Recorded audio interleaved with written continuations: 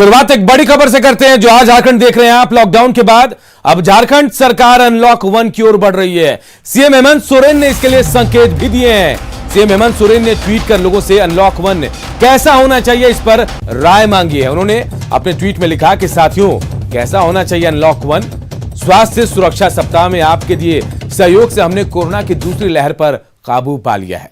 जीवन और जीविका के इस संघर्ष में अब हमारा ध्यान जीविका पर है, इसलिए आप अपने बहुमूल्य विचार कमेंट कर साझा करें कि कैसी होनी चाहिए अनलॉक 1 की प्रक्रिया। तो देखिए, लॉकडाउन के बाद अनलॉक की तरफ झारखंड मूव कर रहा है, बिल्कुल बढ़ रहा है। अनलॉक 1 की ओर बढ़ रहा है झारखंड और सीएम हेमंत सोरेन ने इसे लेकर लोगों से राय भी मांगी है और लोगों का शुक्रिया भी अदा किया कि आपके सहयोग की वजह से हम कोरोना की दूसरी लहर पर काबू पा चुके हैं, लेकिन अब जीविका की बात होनी चाहिए। यानी एक संकेत उन्होंने दे दिया कि अब रोजगार को लेकर, जीविका को लेकर, दुकानों को लेकर, उद्योगों को लेकर छूट दी जा सकती है। यानी इन पर फोकस अब ज्यादा रहेगा। अब जो ट्वीट सीएम हेमंत सोरेन ने किया है उस पर तमाम लोग अपने रिप्लाई देंगे, अपनी राय देंगे और उसके बाद तय किया जाएगा कि अनलॉक 1 में क्या सुविधाएं दी जाएंगी। लेकिन जो संकेत हेमंत सोरेन ने ट्वीट के जरिए दिए हैं, बात तय हो गई है कि अब जीविका की बात होगी, दुकानें खुलेंगी, दुकानों को खुलने का वक्त हो सकता है तय हो,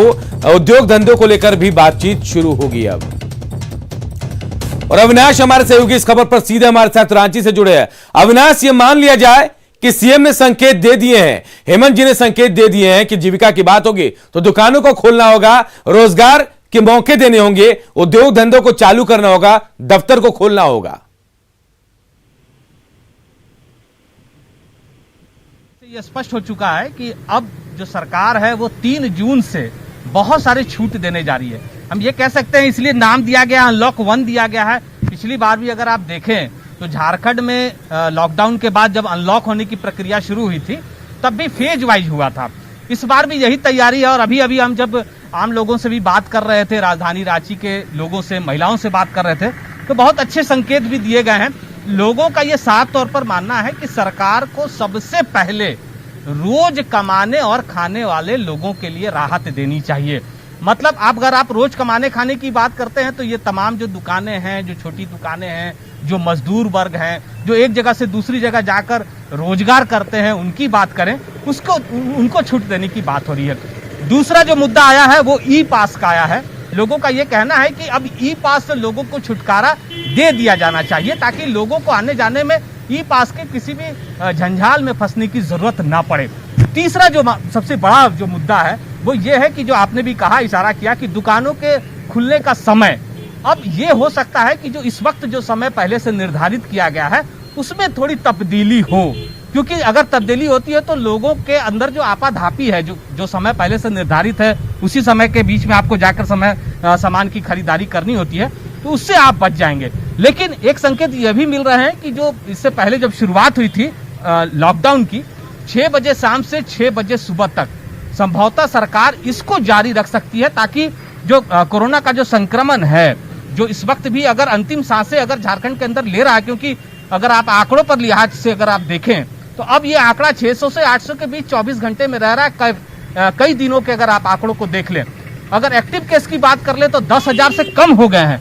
तो अब झारखंड के अंदर में ये कहा जा सकता है कि थोड़ी स्थिति काबू में है और सरकार के द्वारा जो स्वास्थ्य सुरक्षा सप्ताह की शुरुआत की गई थी, जो लॉकडाउन जिसे आप कह सकते हैं, उससे बहुत बड़ा फायदा झारखंड। बिल्कुल अविनाश, लॉकडाउन का असर भी दिखा है और यही वजह है कि कोरोना की दूसरी रफ्तार पर झारखंड ने काबू भी लगभग पा लिया। हालांकि एक खबर भी दिखा दे अपने दर्शकों को हम, सीएम के ट्वीट के बाद आम जनता की राय भी अब सामने आई है। सुनते हैं अनलॉक की ओर बढ़ रहे झारखंड पर क्या सोचते हैं रांची वासी।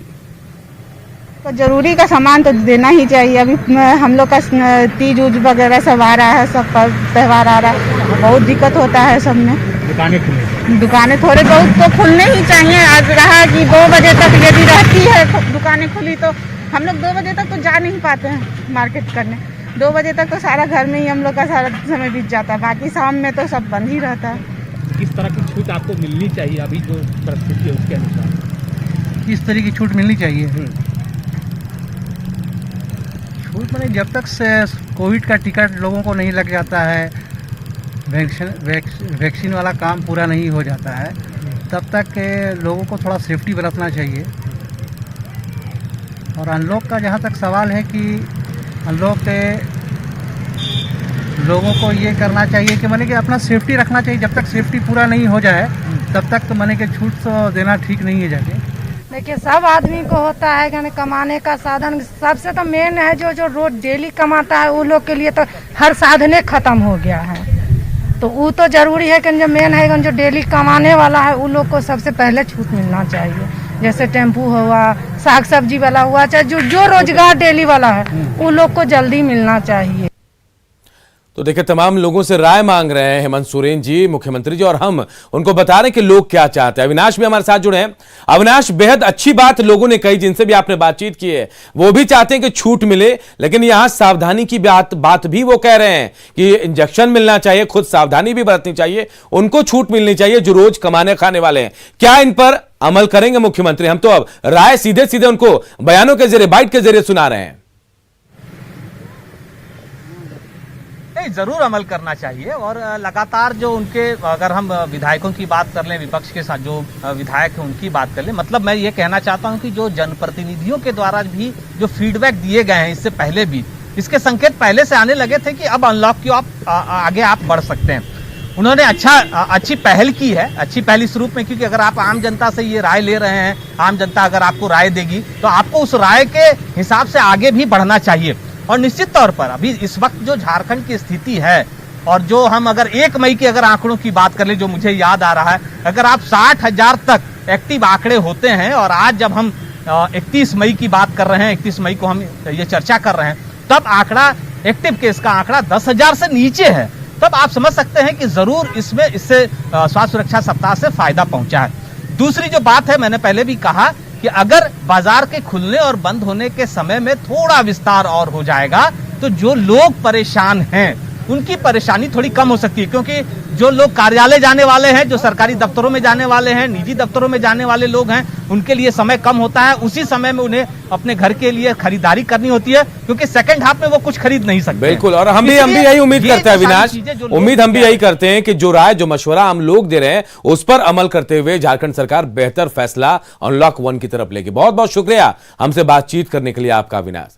तो झारखंड में कोरोना संक्रमण की रफ्तार काबू में दिख रही है और अब राज्य में एक्टिव केस का आंकड़ा 10,000 से भी नीचे पहुंच गया है। पिछले 19 दिनों से लगातार नए संक्रमित मिलने से ज्यादा वैसे मरीज ठीक हो रहे हैं जो बीमार थे।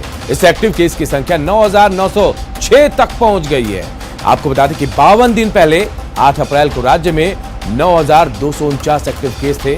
कल राज्य में 44,553 लोगों की जांच कराई गई, इसमें से 703 संक्रमित मिले और राज्य में दुगने से भी अधिक यानी 1,724 मरीज ठीक भी हुए हैं। पिछले 24 घंटे की बात करें तो पिछले 24 घंटे में झारखंड में कोरोना से मरने वालों का आंकड़ा जो है वह 19 है और इनमें से केवल रांची सहित 13 मरीजों की मौत हुई। अधिक लोगों के स्वस्थ होने से राज्य में कोरोना का रिकवरी रेट भी बेहतर हुआ है और यह अब 95.58% तक पहुंच गया है, तो देश के रिकवरी रेट से 4% ज्यादा है।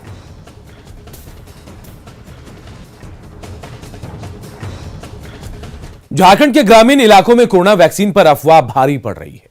ग्रामीणों में वैक्सीन को लेकर भ्रम है, लिहाजा ना वो सिर्फ टीका लेने से बच रहे हैं बल्कि वैक्सीन देने पहुंचे मेडिकल टीम का भी विरोध कर रहे हैं।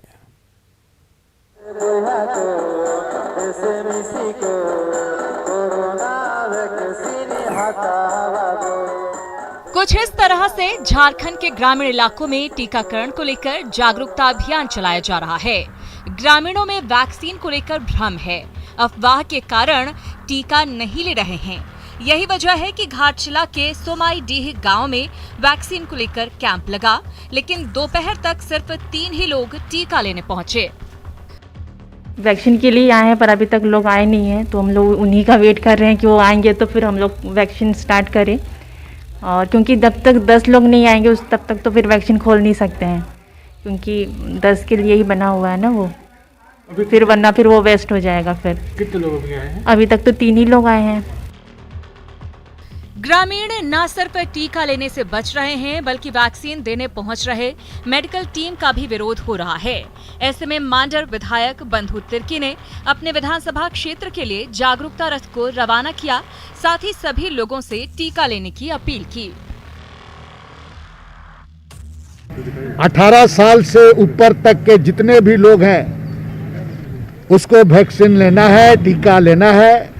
गांव में कई तरह की भ्रांतियां हैं, अफवाहें हैं, इन तमाम चीजों को दूर करने के लिए ये आपका जागरूकता रथ का आज यहाँ से शुभारंभ किया जा रहा है।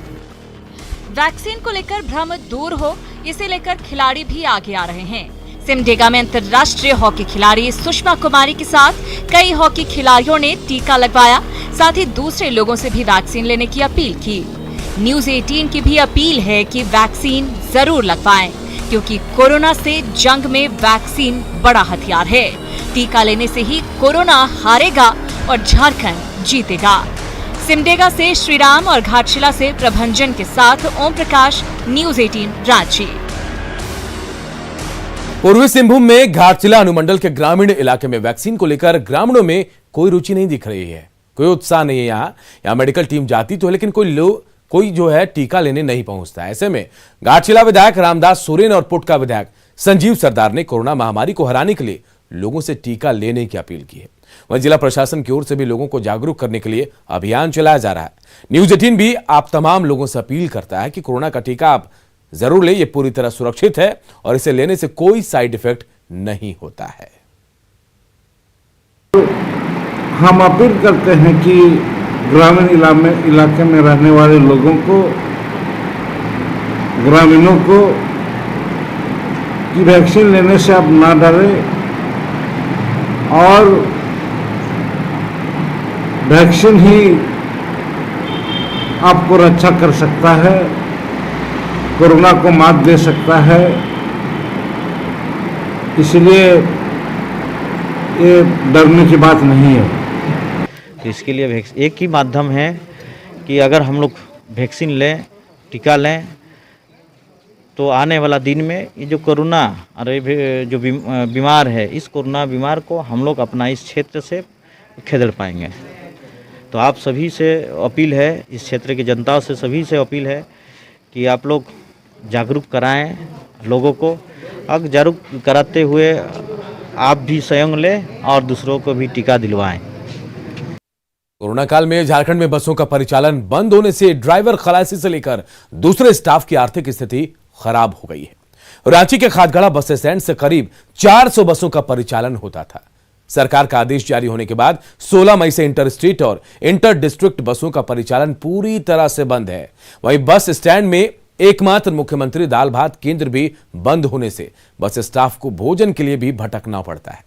रांची के खादगड़ा बस स्टैंड में क्या हालात हैं, जायजा लिया हमारे सहयोगी अविनाश कुमार ने। 16 मई के बाद से लगभग इस बस स्टैंड से रोजाना जो 400 बसें अलग अलग राज्य की बात करें, जिलों की बात करें, जाया करती थी, अब उन बसों के जो पहिए हैं वो थम गए हैं।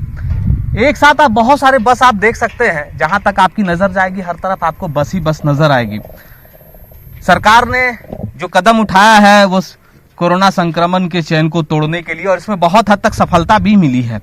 लेकिन बसों के परिचालन नहीं होने से जो उनके स्टाफ हैं वो आज दाने दाने को मोहताज हो गए।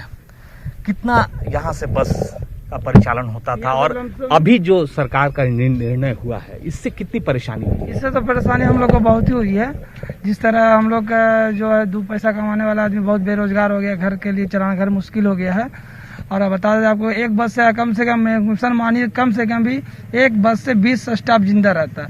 अभी पूरी तरह परिचालन बंद है, मालिक भी किसी को कोई खर्च नहीं दे रहा है। उसके लिए उसके ऑलरेडी उसका सब कुछ बंद है, उसका तो खुद नहीं है, उसको टैक्स इंश्योरेंस सब कुछ देना है और सरकार तो कुछ माफ भी नहीं करता है। पिछली बार भी ऐसा कुछ नहीं दिया। तो मालिक हैं वो कोई व्यवस्था किए हैं या आप लोग खुद व्यवस्था कर रहे हैं या एक ही टाइम खाना खा रहे हैं? हमें तो अभी तत्काल एक ही टाइम खाना बनाते हैं, खाते हैं। ठीक है, पैसा नहीं है? पैसा नहीं है। ऐसे कितने लोग आपके स्टाफ होंगे जो इसी तरह हैं? अभी तो तत्काल में हम एक है, मेरा और स्टाफ है 8-10 गो है। अभी मोहताज हो गया, मालिक भी मोहताज हो गया। हमने सुन, जब मालिक पैसा नहीं दे पा रहा है तो हमने सुन कहाँ से लेंगे भाई। बड़े लोग मतलब कि मीडियम क्लास वाला तो छोटा वाला सबसे ज्यादा मर रहा है, इधर उधर भटक रहा है। खाने पीने 1-1 रुपया तरस रहा है लोग। और आगे देखो 3 तारीख को क्या होता है, लास्ट में अपना पब्लिक छूट के निकलेगा। तो ये यहाँ कोई व्यवस्था हुआ है कि नहीं? आप लोग के खाने होने के लिए बता रहा था लोग कि एक शाला वहाँ खाने का व्यवस्था किया गया। आप लोग का बहुत दिक्कत होता है, आप लोग सर के लिए मालिक कहाँ से देगा? मालिक वो पैसा दे नहीं देता है। दाल भात केंद्र था यहाँ पे 5 रुपए वाला मुख्यमंत्री योजना वाला, वो भी बंद है अभी। क्यों? अभी तो ऐसा कुछ आदेश नहीं है। पता नहीं क्यों नहीं खोल रहा है, खुल ही नहीं रहा है। तो यहीं पे खोल रहा था सामने में, तो वो खुलता तो कम से कम 5 रुपए में आप खाना खा राहत होता है लोगों को, थोड़ा सा भैया रहने वाले लोगों को, जो लोग हैं मतलब मजदूर। एक बस में अगर डिपेंडेंट की बात करें, उससे जिसके परिवार चलते हैं, 20 लोग ऐसे हैं जो एक बस से उनका परिवार चलता है।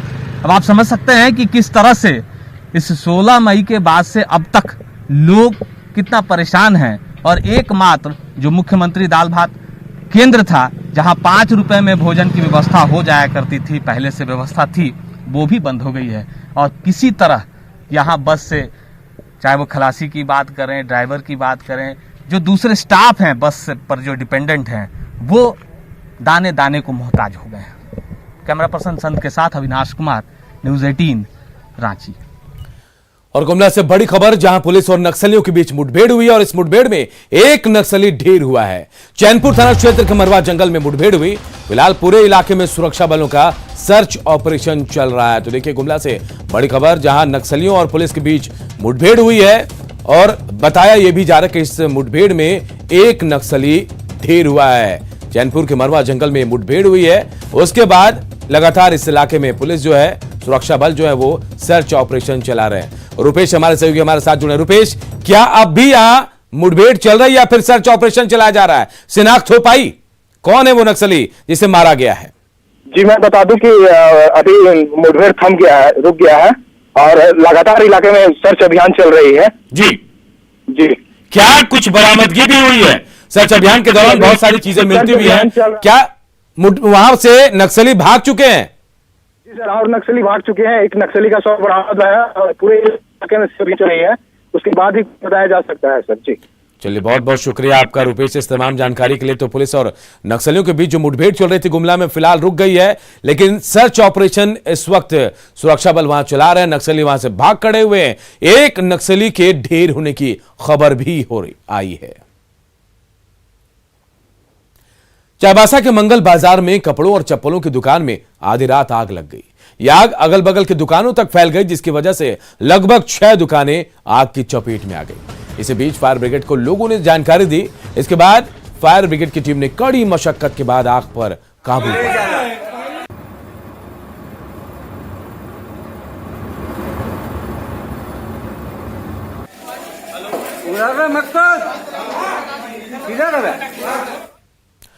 पाकुड़ के महेशपुर थाना क्षेत्र के बांसलोई नदी किनारे युवक और युवती का शव मिलने से सनसनी फैल गई। युवक युवती का सिर कटा हुआ है। पुलिस को शक है कि युवक और युवती की प्रेम प्रसंग में हत्या हुई है। सबूत मिटाने के लिए नदी में शव को फेंका गया होगा। नदी किनारे दोनों शव को तैरते देख ग्रामीणों ने पुलिस को इसकी सूचना दी। पुलिस ने दोनों शवों को पोस्टमार्टम के लिए भेज दिया है और मामले की छानबीन की जा रही है।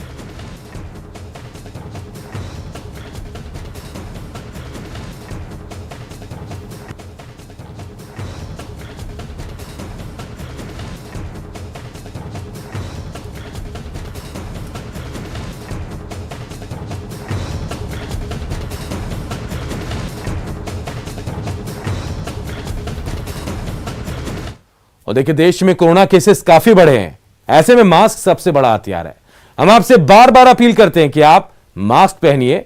इसको लेकर न्यूज़ 18 ने एक मुहिम भी शुरू की, मास्क पहनो इंडिया। आप खुद से प्रण लीजिए कि जब तक महामारी है आप मास्क नहीं उतारेंगे। मास्क ठीक से पहनिए, मास्क है, मजाक नहीं। एक ब्रेक के लिए रुकते हैं, चल लौटेंगे।